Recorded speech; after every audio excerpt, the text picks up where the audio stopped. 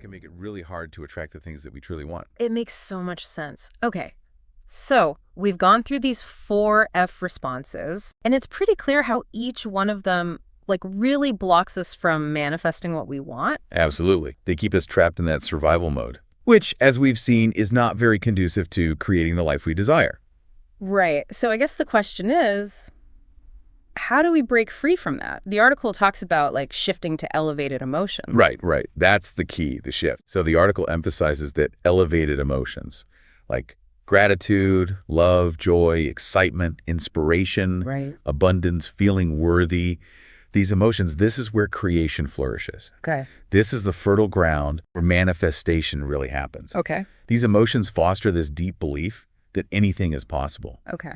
And they open us up to new opportunities that we might have missed otherwise. Okay, that makes so much sense because, when you're feeling happy, when you're feeling joyful, you're more open to, I'm seeing new things, new possibilities. And you're not as focused on what's wrong. Right. You're not in that fear-based mindset. And the article says that the fight or flight response actually blocks those elevated states. Right. It's like putting up a wall to those positive feelings. It's like it's actively resisting them.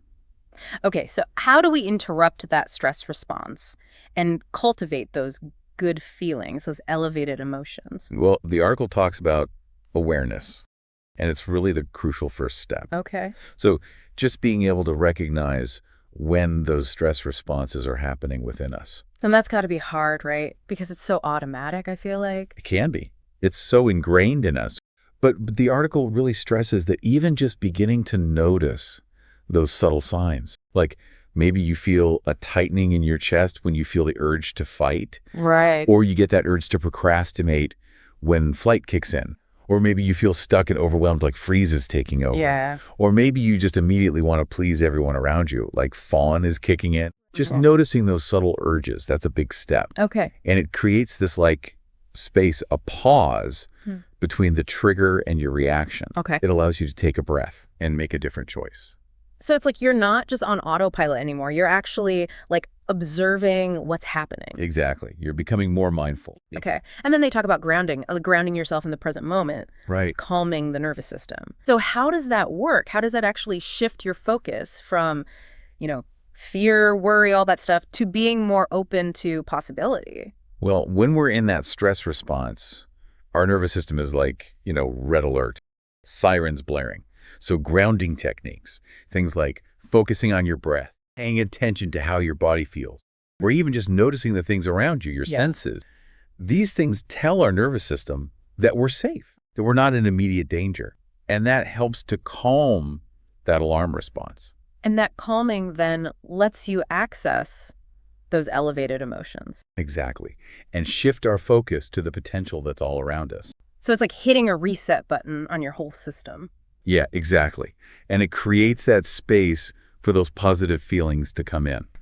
So the article really emphasizes that moving beyond survival mode opens the door to this creative flow. It aligns us with abundance. And this alignment, they say, it brings new opportunities, new solutions. It brings unexpected resources. Because you're not so focused on everything that's going wrong. Exactly. Right. Your mind is clear. It's more imaginative. You can see solutions you might have missed before. Yeah. Okay, so I guess to kind of sum up, the main point of this whole article is that if you understand these 4F reactions and how they're showing up in your life, that's the key to actually controlling your thoughts, your emotions, and then your actions. Exactly. Because without that awareness, we're just reacting, right? In those patterns of fear and limitation. Right. And they're running the show. Yeah. So it's like you're saying being aware is the first step. Absolutely.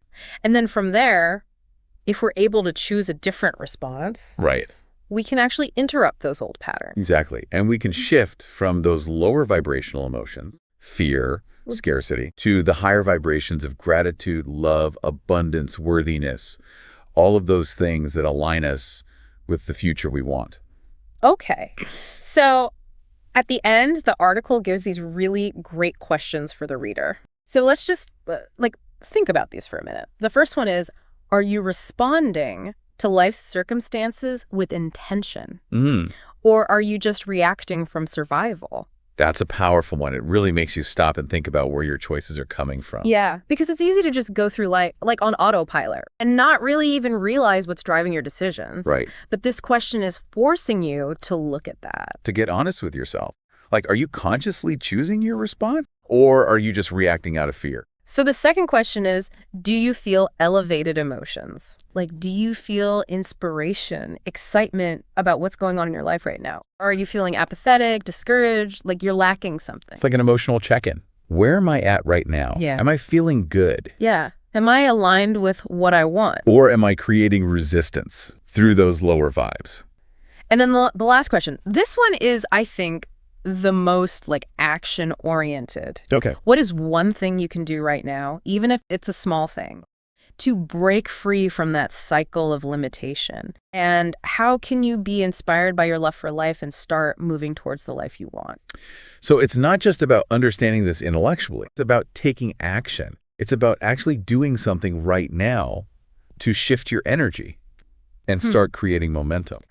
So, I guess while you're listening to this, really think about those questions. Honestly, think about, like, which of these F responses do you recognize in yourself? Which one do you go to most often? Like, maybe you see that fight response when you're dealing with your finances. Like you're always struggling, always pushing. Always, yeah. Or maybe you just avoid looking at your bank account at all costs. That's classic flight. Yeah, yeah. Or maybe you see amazing opportunities but just feel overwhelmed and don't do anything about it. Could be freeze. Or maybe you're constantly putting everyone else's financial needs ahead of your own. Yeah, that would be Fawn. And what's really cool about all this? Just being aware of these patterns. That's a huge step towards changing them. Okay. It gives you that power to make a different choice. Yeah, because then you can catch yourself, right? Exactly. And say, okay, I'm doing it again. I'm going into fight mode, or I'm about to flight. Right. What can I do differently? Right.